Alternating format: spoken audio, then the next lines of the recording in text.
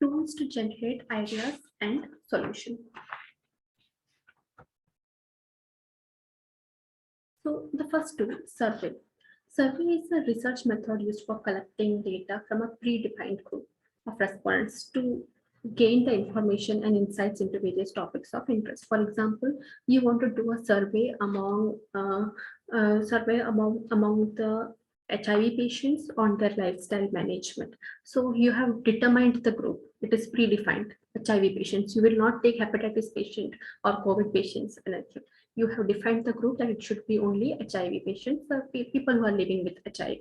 Okay, and then you will go to each of the respondents and try to gain information on the lifestyle management, etc. So this is an example of a survey. So in survey, questionnaires and interviews are used to obtain information. So it will be either based on questionnaire that the participant themselves can fill it up. Interview, it is a face-to-face interaction.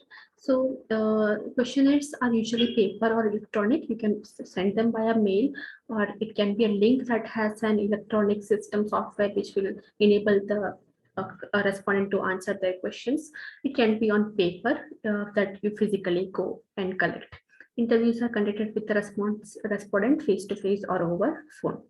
Then in brainstorming section, then we have a system called brainstorming to generate ideas and solutions. The main goal is to generate as much as ideas and solutions as much as possible, and to create the most wild and unique ideas and innovations if possible.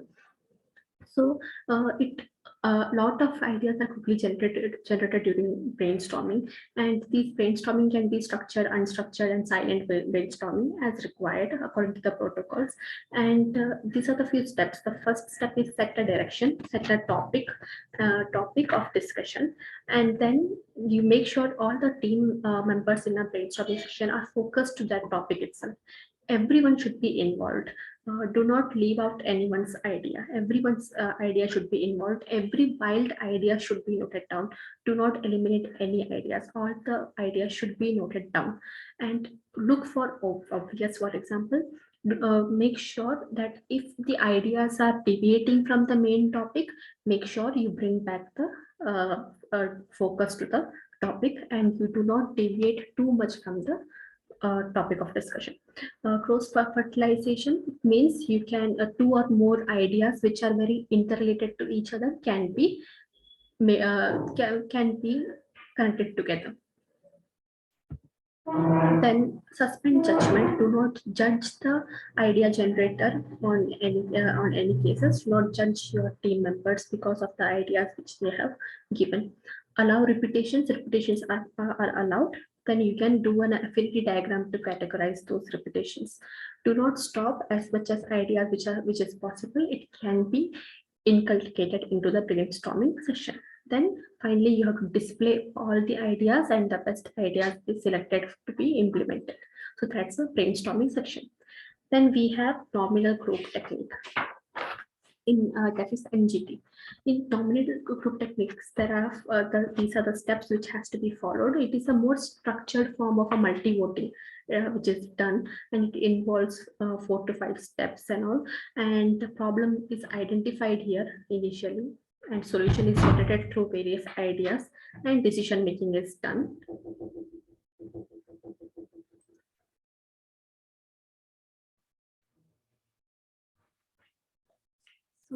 So in the nominal group technique, what happens is a problem is identified, solution has to be generated through various ideas, and then final decision is made based on the best possible idea.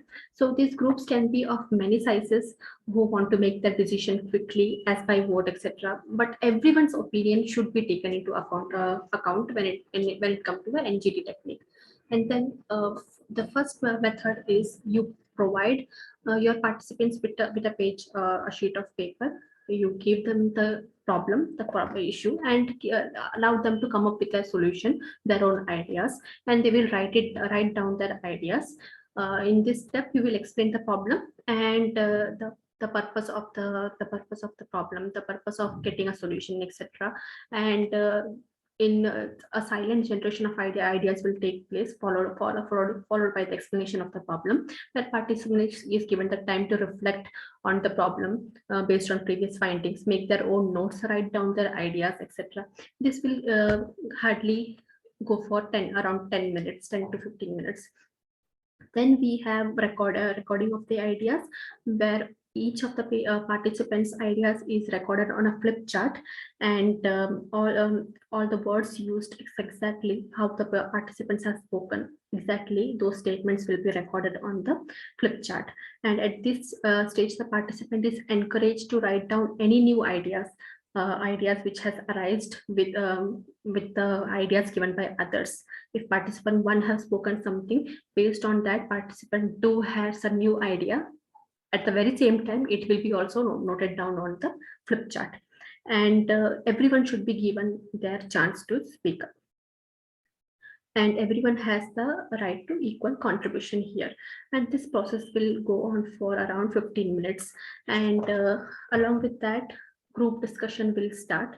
In group discussion, all the ideas are merged into 10 exemplar ideas and 10 negative ideas, and these ideas are grouped into good and bad, and according to that the group will have a discussion.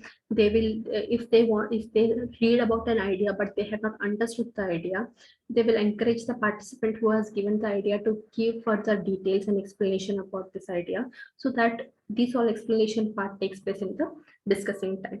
And this discussion may go on for around 30 to 45 minutes, and ensure that the process is as neutral as possible. Avoid judgment while discussion time, and avoid judgment and criticism. Do not criticize anyone based on their ideas, etc. And any doubts and issues which the participants have found based on others' ideas, those things can be cleared here. Then you have to rank the ideas. Rank the ideas for each exemplar list. Participants will individually rank on paper in the order of importance of this exemplar.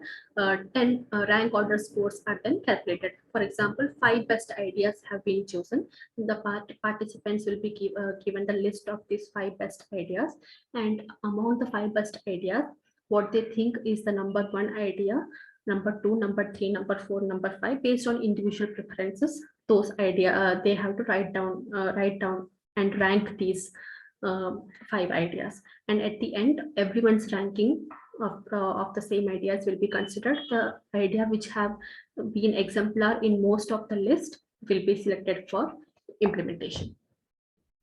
So that's nominal group technique. Then we have multi-voting. In multi-voting, it follows the brainstorming section, and it is used to pare down all the broad list of ideas and establish priorities. For example, for an issue, for any given issue, you have found 50 ideas to solve it, but not all 50 can be implemented. You can't have a discussion on all the 50 ideas which has been brought during the brainstorming section. You have to eliminate the things which are not going to work out, and you have to at least narrow the 50 ideas down to around 5 to 10 ideas, and based on that 5 to 10 ideas, all the participants are given the chance to vote for the best idea which they think is the best possible solution, best ideal solution for the given problem. So that is multi-voting. You narrow down all the ideas from the brainstorming section to the 5 to 10 major important ideas which can be implemented, which can be logically implemented.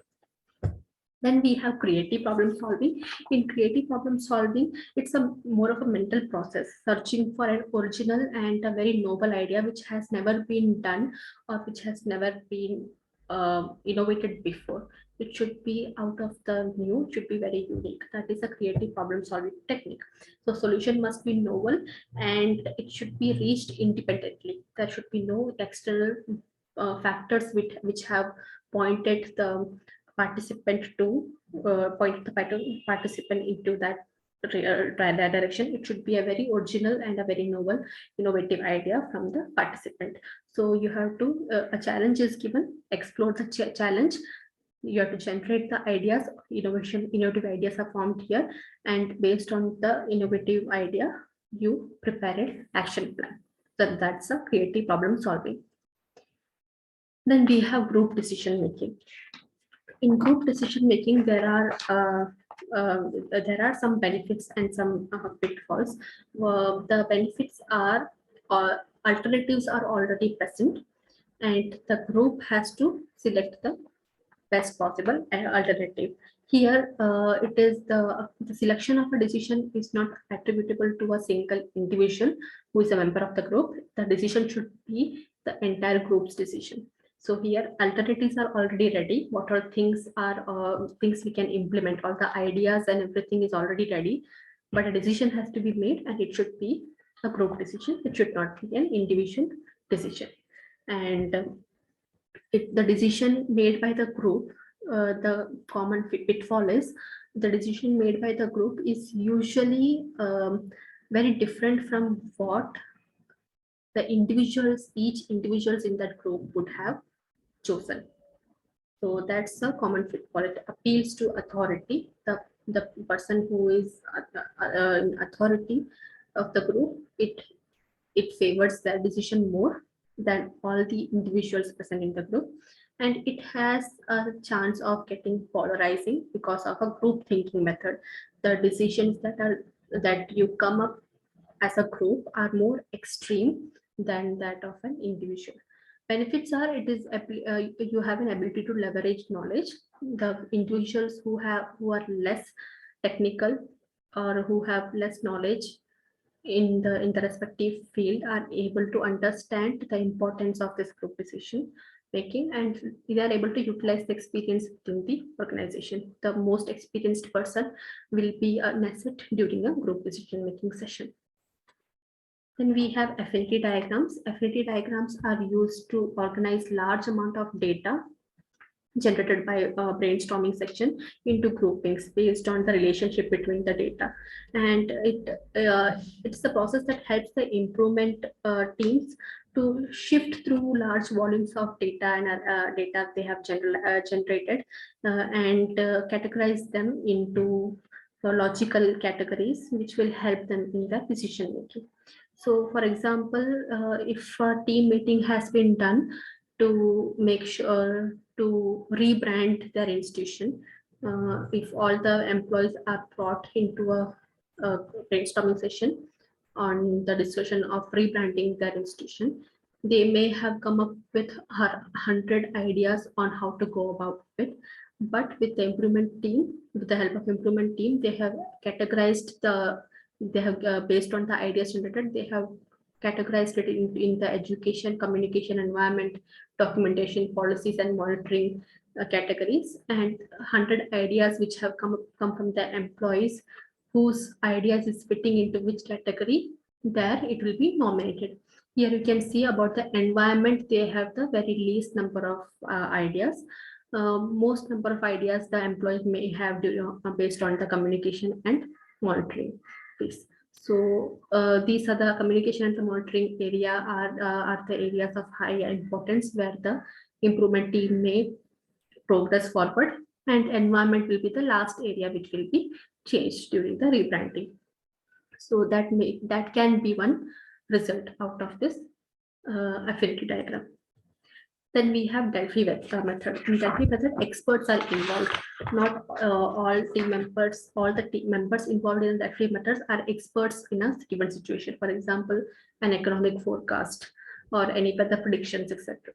Okay, so only experts are involved here. It's a very structured communication technique, and it is a very interactive forecasting method, which relies on the panel of experts. These experts answer questionnaires in 2 or more rounds. In the image, we are showing only 2 rounds, but it can go on for 2 or more rounds. So there is a facilitator, a mediator, who will interrogate the experts after each round. So, a problem is given, some quick assumptions and some questions are given, and a feedback is requested from the experts who are participating in this Delphi method. In the first round of Delphi method, when they get answers from each of the expert have to explain their answers. and they are given the chance to revise their answers based on the other experts' forecast or predictions.